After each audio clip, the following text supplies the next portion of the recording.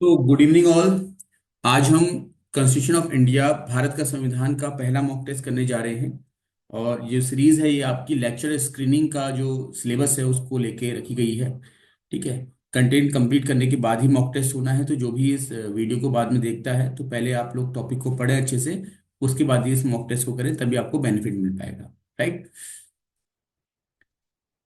तो first question is, who is known as the father of Indian constitution? भारतीय संविधान के जनक के रूप में किसे जाना जाता है? तो जो भी आपका आंसर है उसे आप जो कमेंट बॉक्स है उसमें लिख सकते हैं। ठीक है। और अपनी नोटबुक लेकर के नोटबुक में जरूर प्रश्न को उतारें।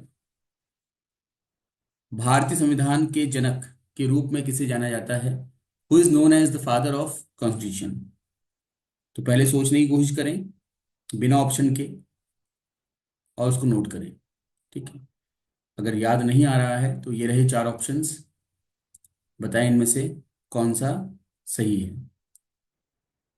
Jawaharlal Nehru, doctor B R Ambedkar, Mahatma Gandhi, या फिर Sardar Vallabh Bhai Patel? Who is known as the father of Indian constitution? तो इस प्रश्न का उत्तर आप सभी को आता है। ये बहुत ही सरल प्रश्न है। जब हम संविधान हम पढ़ेंगे, जब जब हम इंडियन कॉन्स्टिट्यूशन पढ़ेंगे, तो सबसे पहला जो नाम आएगा वो आएगा डॉक्टर भीमराव अंबेडकर जी का, जिनको कि संविधान का जनक भी कहा जाता है। ठीक है। ड्राफ्टिंग कमेटी के ये चेयरपर्सन थे। ये बाकी जानकारी आप लोगों को होनी चाहिए क्योंकि आप पढ़ चुके हैं ये पूरा syllabus. Doctor Bhimrao Ambedkar is right answer. Now here is second question. इसका स्क्रीनशॉट ले सकते हैं आप लोग फिलहाल के लिए, अगर नोट नहीं कर पाए हैं तो।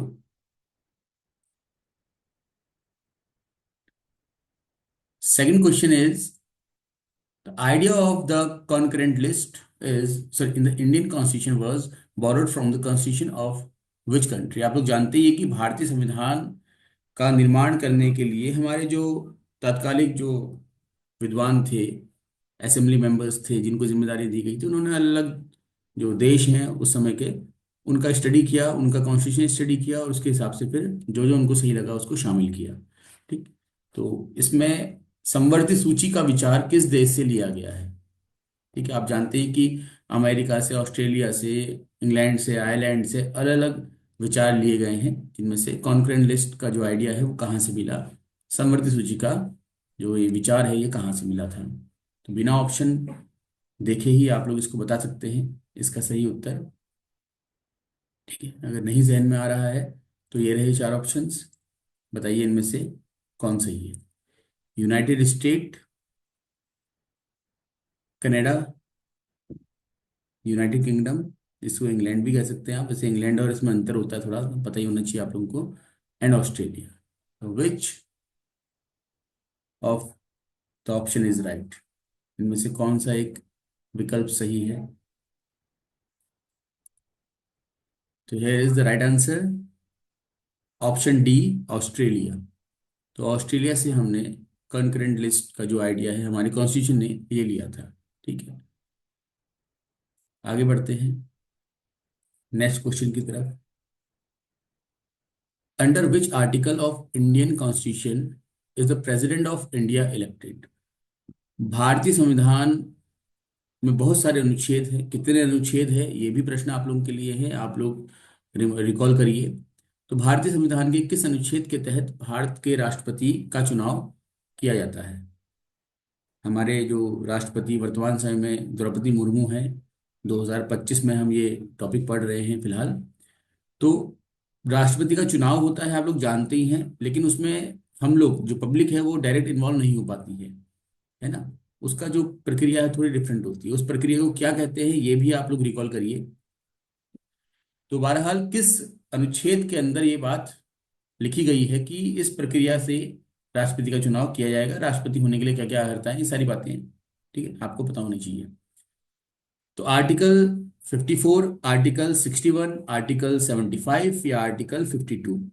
कौन सा आर्टिकल है जिसमें भारत के राष्ट्रपति के चुनाव से संबंधित जो प्रक्रिया है उसका वर्णन किया गया है? सोचिए और सही आंसर लिख करके भेजिए।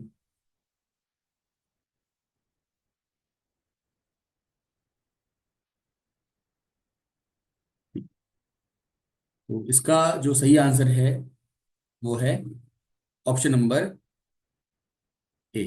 ठीक, आर्टिकल 54। तो आर्टिकल 54 में राष्ट्रपति के चुनाव से संबंधित बात कही गई है। नेक्स्ट क्वेश्चन की तरफ चलते हैं।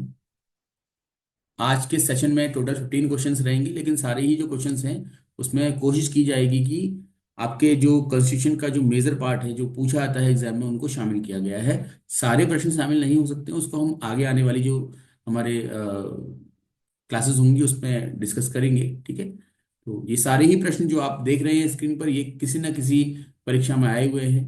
उत्तराखंड की परीक्षा हो, चाहे उत्तर प्रदेश की हो, चाहे आपका नेशनल लेवल की एग्जाम्स हो, वहां पर ये क्वेश्चन रिपीटेडली पूछे गए हैं बहुत बार। ठीक, PYQs कह सकते हैं इनका। The term secular was added to the preamble of Indian constitution by which amendment. भारतीय संविधान की प्रस्तावना में धर्मनिरपेक्ष, वैसे धर्मनिरपेक्ष शब्द नहीं है वो, पंथ निरपेक्ष शब्द का प्रयोग किया जाता है। ठीक है, धर्मनिरपेक्ष नहीं, पंथ निरपेक्ष होता है यहाँ पर। राइट, तो ये है पंथ निरपेक्ष। ठीक है, धर्म के स्थान पर। कहाँ पर इसका जिक्र किया गया है? सेकुलर वर्ड इंग्लिश का बिल्कुल करेक्ट है, यहाँ पे कोई करेक्शन नहीं है। हिंदी में इसको हम पंथ निरपेक्ष कहते हैं। ठीक, तो आपको बताना है कि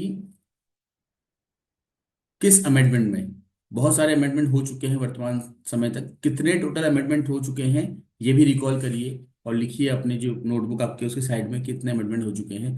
ये सारी जानकारी आपको होनी चाहिए एग्जाम में देने जा रहे हैं तो।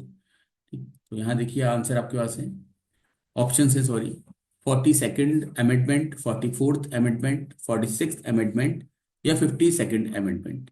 42वां संविधान संशोधन, 44वां संविधान संशोधन, 46वां संविधान संशोधन या फिर 52वां संविधान संशोधन। ये सारे ही संशोधन किस वर्ष हुए हैं ये भी आप लोगों को जानकारी होनी ही चाहिए। बहुत कठिन नहीं है, अगर आप 2 हफ्ते अच्छे से पढ़ लेते हैं संविधान तो ये सारी ही बातें जो हैं आपको बिल्कुल मगब हो जाएंगी, आपको याद हो जाएंगी। फिर कहीं से प्रश्न आता है तो आप उसका उत्तर दे सकते हैं। लेकिन अगर नहीं पढ़े हैं तो फिर नहीं हो पाएगा। क्लास में पढ़ना और उसको समझ करके याद रख पाना में अंतर होता है, रटना नहीं है आप लोगों ने। ठीक, तो इसका आंसर है 22nd, सॉरी, 42nd अमेंडमेंट। तो 42वां संविधान संशोधन जो कि बहुत इंपॉर्टेंट है आप लोगों के एग्जाम के पॉइंट ऑफ व्यू से। इस संविधान संशोधन में और भी बहुत सारी बातें हुई थी, उसको आप पढ़िए, पूरा संविधान संशोधन कब हुआ था करके ये आपका। तो सेकुलर वर्ड यानी पंथ निरपेक्ष शब्द को इसमें जोड़ा गया था। मैं इसलिए डिस्क्राइब नहीं कर रहा हूं यहाँ पर क्योंकि फिर ये क्लास बहुत लंबी हो जाती है, और अभी हमारा ऑब्जेक्टिव सिर्फ ये जानना है कि आपने जितना पढ़ लिया है क्या आपको उनमें से कुछ याद भी हो पा रहा है, क्या आप संबंधित जो प्रश्न आ रहे हैं, रिलेटेड जो क्वेश्चंस आपके एग्जाम में आएंगे, क्या उनके सही उत्तर देने में अभी कैपेबल हो पाए हो। तो ये आपका एक समझ लीजिए एक छोटा सा असेसमेंट टाइप का है, जो कि आपको एक सेल्फ फीडबैक भी देगा, ताकि आपको कितना पढ़ना है और कहाँ कहाँ समस्याएं आ रही हैं उसको जान सकें। Here's a question number 5. Which article of the Constitution of India empowers the Parliament to create new states? संविधान, भारत के संविधान का कौन सा अनुच्छेद संसद को नए राज्य बनाने का अधिकार देता है? तो किस अनुच्छेद के अंतर्गत संसद को नए राज्य बनाने का अधिकार है? ठीक है, पूछा गया प्रश्न है ये, कई सारी परीक्षाओं में पूछा गया है इसको, एक दो में भी नहीं।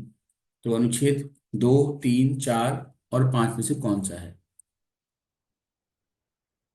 बताइए।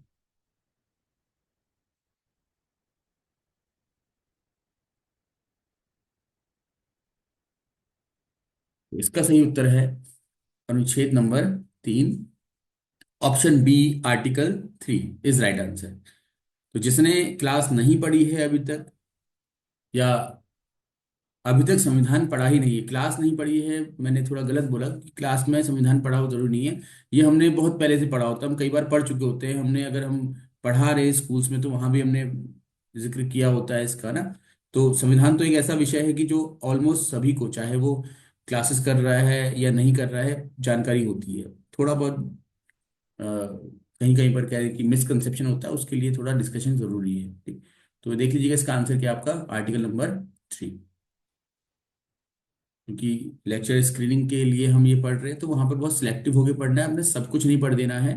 पढ़ने को तो संविधान में इतना सारा कुछ है, अगर आप आईएएस की प्रिपरेशन कर रहे हैं तो उस लेवल का पढ़ना अलग हो जाता है। आपको उतना नहीं पढ़ना, आपको बहुत सिलेक्टिव पढ़ना है, जो कि मुझे लगता है कि 1.5 से 2 हफ्ते की अगर आप स्टडी करते हैं तो आपका वो कवर हो जाता है ना। Question number 6, which article of the Indian constitution ensures the protection of personal liberty. तो भारतीय संविधान का कौन सा अनुच्छेद व्यक्तिगत स्वतंत्रता की सुरक्षा सुनिश्चित करता है। फंडामेंटल राइट्स आप पढ़े हैं, आपने लगभग सारे ही मौलिक अधिकार पढ़े, मुझे कौन सा एक मौलिक अधिकार है ना, या किस अनुच्छेद के अंतर्गत वो अधिकार दिया गया है कि व्यक्ति को अपने अनुसार जीने की स्वतंत्रता है। तो जीवन जीने का अधिकार भी इसको एक प्रकार से हम कह सकते हैं। तो आर्टिकल 19, आर्टिकल 20, आर्टिकल 21, आर्टिकल 22।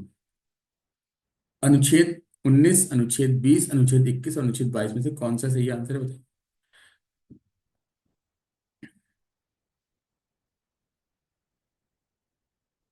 जल्दी से आंसर दीजिए।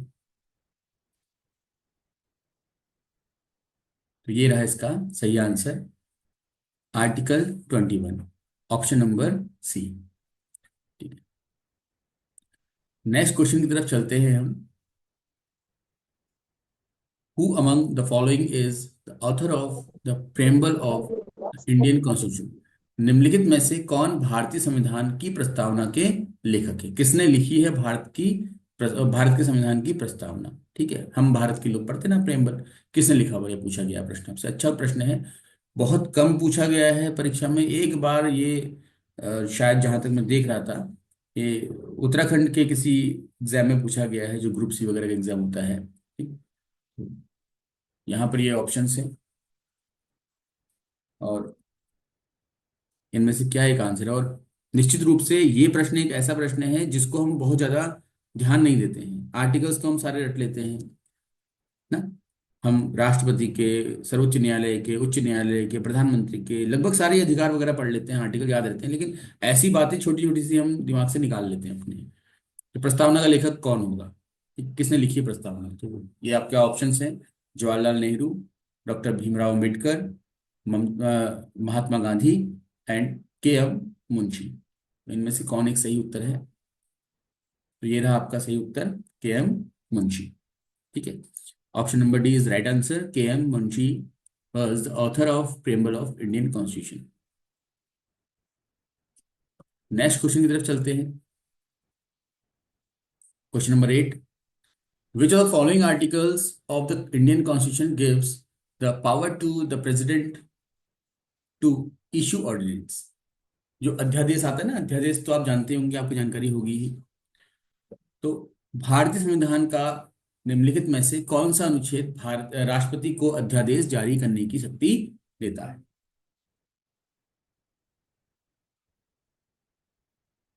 ये रहे आपके options, article 123, article 123A, article 125 and article 128। सही उत्तर कमेंट बॉक्स में दीजिए आप लोग, क्या सही उत्तर है।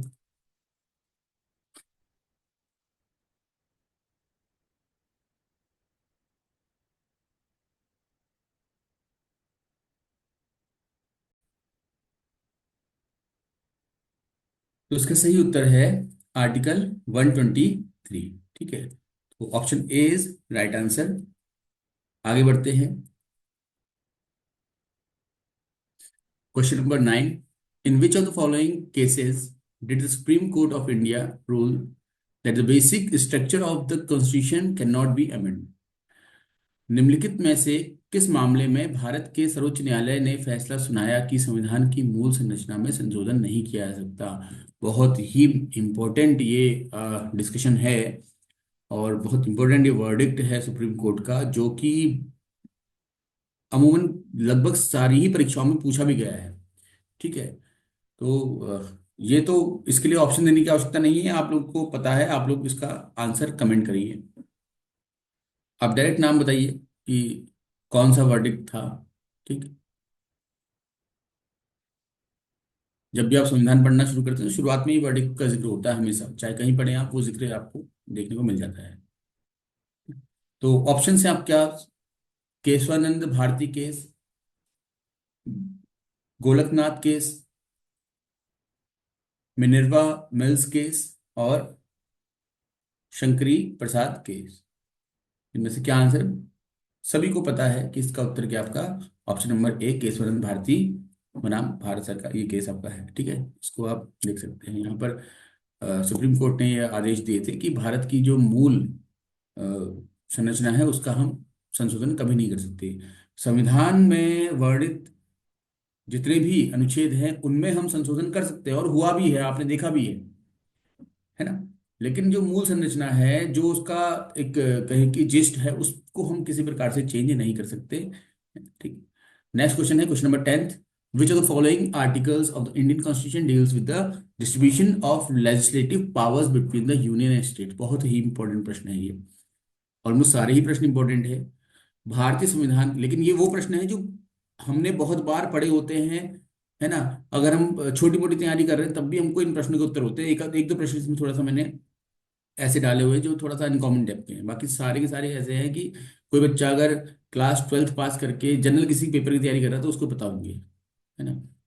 तो धीरे धीरे करके जो लेवल है बढ़ाया जाएगा। अभी थोड़ा इजी टेस्ट है, ये बहुत इजी टेस्ट है, इसलिए मैं ये कहना चाहूंगा आप लोगों से, 15 में से अगर 10 क्वेश्चंस भी आप सही नहीं कर पाते हैं, जिन्होंने कॉन्स्टिट्यूशन पढ़ लिया है, तो फिर आप लोगों के लिए बहुत चिंता का विषय ये है। ठीक है।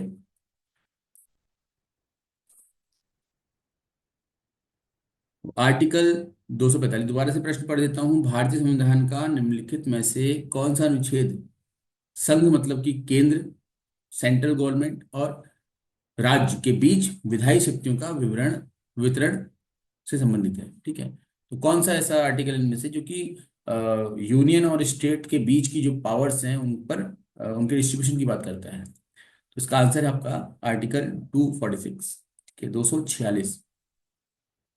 सही उत्तर है 246। ठीक है, तो नोट कर सकते हैं आप लोग। आते हैं नेक्स्ट क्वेश्चन की तरफ। Which of the following articles direct the state government to constitute panchayat? निम्नलिखित में से कौन सा अनुच्छेद पंचायत के गठन के लिए राज्य सरकार को निर्देशित करता है?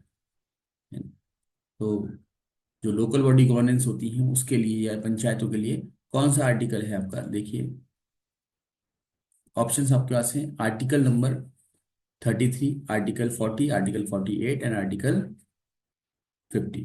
ठीक। तो आप जानते ही हैं कि केंद्र द्वारा राज्य को जो दिशा निर्देश दिए जाते हैं उसको हम बोलते हैं DPSP, directive principles of state policies. ठीक है, तो डीपीएसपी पढ़े हैं आपने, नीति निर्देशक तत्व पढ़े होते हैं आप लोगों ने ना। तो कौन सा इनमें से एक आर्टिकल है या अनुच्छेद है जो कि राज्यों को पंचायत के गठन के लिए निर्देशित करता है? आंसर है आर्टिकल 40।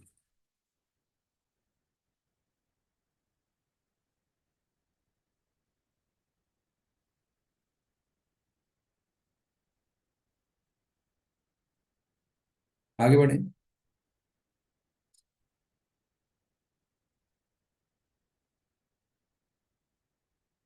नेक्स्ट प्रश्न की तरफ चलते हैं।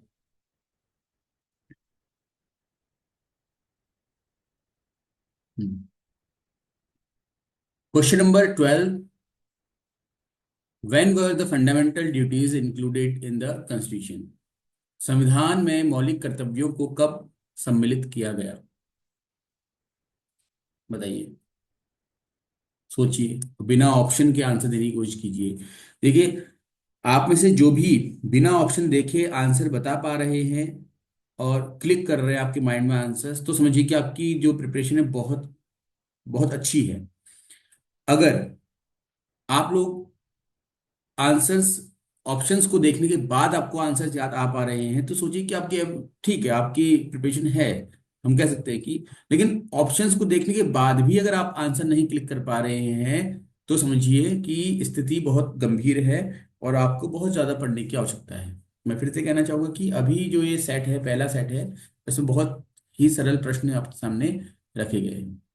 ठीक है, ये तो आपको 15 के 15 ही आने चाहिए, फिर भी 10 आउट ऑफ 15 का आप लेके चलिए कि 10 से कम अगर मार्क्स आते हैं तो फिर तैयारी बहुत खराब है। ठीक है, तो 1946 में ये जो मौलिक कर्तव्य हैं ये जोड़े गए थे। और कितने मौलिक कर्तव्य जोड़े गए थे तब? 10 मौलिक कर्तव्य जोड़े गए थे। वर्तमान में 11 मौलिक कर्तव्य है, यानी कि फंडामेंटल ड्यूटीज जब अमेंडमेंट में जोड़ी गई थी तो आपका 1976 में 42वां संविधान संशोधन हुआ था, 42nd जो अमेंडमेंट था, तो उसके माध्यम से 10 मूल कर्तव्य जोड़े गए। और 11वां जो मूल कर्तव्य है, शिक्षा का कर्तव्य जो है, अपने पाल्य को अनिवार्य रूप से कक्षा 1 से 8 तक की शिक्षा दिलाने का, जो हम आरटी एक्ट में पढ़ते हैं, वो जोड़ा गया 2002 में 86वें संविधान संशोधन में। ठीक है, तो चलिए, मौलिक कर्तव्य इंपॉर्टेंट है, सब पता होनी चाहिए आप लोग को। ये पिछले कुछ टाइम से वो पूछ रहा है, फंडामेंटल ड्यूटीज के ऑप्शन दे रहा है आपको कि which among of the following is not a fundamental duty. निम्न में से कौन एक मौलिक कर्तव्य नहीं है, ऐसे प्रश्न पूछ रहा है। अब इसमें आपको 11 के 11 मौलिक कर्तव्य कौन कौन से हैं ये पता होनी चाहिए, बाय हार्ट होनी चाहिए। चलिए, नेक्स्ट क्वेश्चन है, to protect and keep intact the sovereignty, unity and integrity of India is made in which provision. Bharat की प्रभुता या संप्रभुता, एकता और अखंडता की रक्षा करें और उसे अक्षुण्ण रखें, ये जो स्टेटमेंट है, जो कथन है, ये किस में कहा गया है? ठीक है, तो ऑप्शन ये रहे आपके सामने। पहला ऑप्शन है संविधान की उद्देशिका या प्रस्तावना। उद्देशिका प्रस्तावना एक ही होती है, प्रेम्बल ऑफ इंडियन कॉन्स्टिट्यूशन। राज्य की राज्य के नीति निर्देशक तत्व, directive principles of state policies, मूल अधिकार फंडामेंटल राइट्स, मूल कर्तव्य फंडामेंटल ड्यूटीज। तो आंसर है आपका फंडामेंटल ड्यूटीज। तो फंडामेंटल ड्यूटीज में अ, ये कोट किया गया है आपका कि भारत की प्रभुता, एकता, अखंडता को सुरक्षित करेंगे। ठीक है, आगे बढ़ते हैं नेक्स्ट क्वेश्चन की तरफ।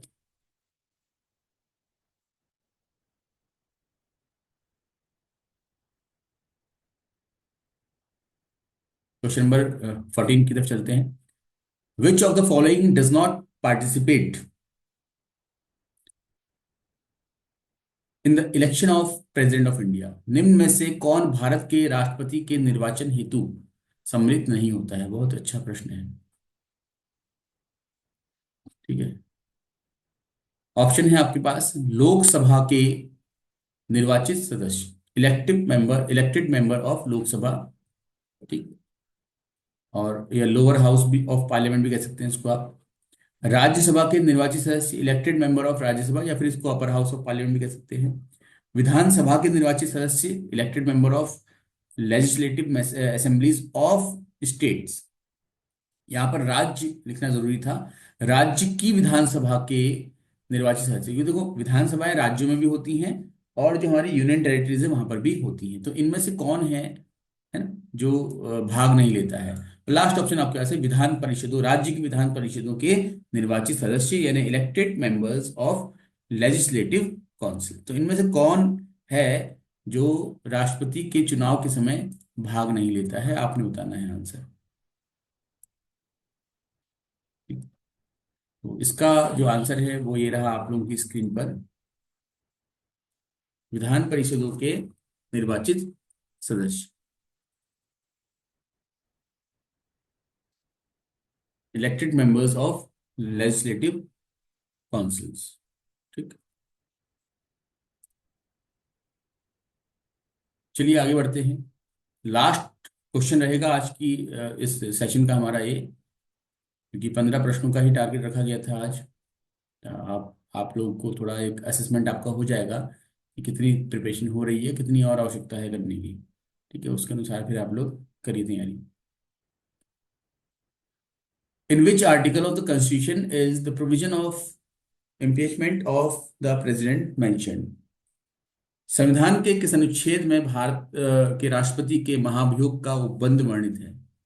ठीक है, सबसे सरल प्रश्न है आज का, मतलब one of the easiest questions, ठीक, जितने अभी तक पूछे गए हैं। Article 58, article 50, sorry 61, article 60, article 55। तो कौन सा आर्टिकल है इनमें से, या कौन सा अनुच्छेद है जिसमें कि भारत का जो राष्ट्रपति है उस पर महाभियोग लगाने की जो प्रक्रिया है उसका वर्णन किया गया है, कि किसी राष्ट्रपति को कैसे हटाया जा सकता है। ठीक है। ऑप्शन, आपका आंसर है ऑप्शन नंबर बी, आर्टिकल 61। तो आज के सेशन में इतने ही प्रश्न होंगे। ठीक है। अब काफी सारे प्रश्न अभी और हैं जो कि हमें डिस्कस करने हैं, लेकिन उससे पहले आज के सेशन में आप लोगों का एक असेसमेंट तो हो जाएगा कि आप कितना प्रिपेयर हैं अपने एग्जाम के लिए। समय बहुत ज़्यादा नहीं है, तो कोशिश करनी है कि हम जितना कम समय में जितना अधिक प्रिपरेशन कर सकें, और उसी के लिए ये जो मॉक टेस्ट रखे गए हैं आप लोगों के, ताकि आप लोग ये ना सोचें कि लास्ट टाइम पे लास्ट मंथ में हम मॉक टेस्ट सीरीज करेंगे और तो हमारी तैयारी हो जाएगी। मॉक टेस्ट का एक जो ऑब्जेक्टिव होता है वो ये भी होता है कि हम कितना तैयारी कर पाए हैं अभी तक। क्या हमें लगा कि हम प्रिपेयर हैं, हमने सब कुछ पढ़ लिया, हमें सब कुछ आ गया। देखो, जब हम मूल कर्तव्य पढ़ते हैं, फंडामेंटल राइट्स पढ़ते हैं, तो हमको लगता है अरे हमको तो सारे फंडामेंटल राइट आ रहे हैं। लेकिन क्या वो सारे फंडामेंटल राइट्स आपको उतने ही अच्छी तरीके से तब भी याद है जब आपने पूरा कॉन्स्टिट्यूशन कंप्लीट कर लिया है कि नहीं? या इसी तरीके से हम राष्ट्रपति पढ़ते हैं, एक ही दिन होता है हमारा, उस दिन में हम राष्ट्रपति के बारे में पढ़ रहे होते हैं, हमको लगता है कुछ ही तो अनुच्छेद हमको पूरे याद हो गए अच्छे से, हमको सब कुछ समझ में आ गया। लेकिन क्या वो सारे अनुच्छेद उतने ही क्लियर आपको तब भी हैं जब आप पूरा के सिलेबस पूरा कर चुके हैं उसके बाद भी? नहीं। तो इसके लिए हमारे टेस्ट करने जरूरी होते हैं। ठीक है। आप सभी को शुभकामनाएं, अच्छे से तैयारी करें अपनी आप लोग, और मिलते हैं नेक्स्ट सेशन में। अभी के लिए इतना ही सही। ठीक है। Okay then, thank you all of you. Have a good day.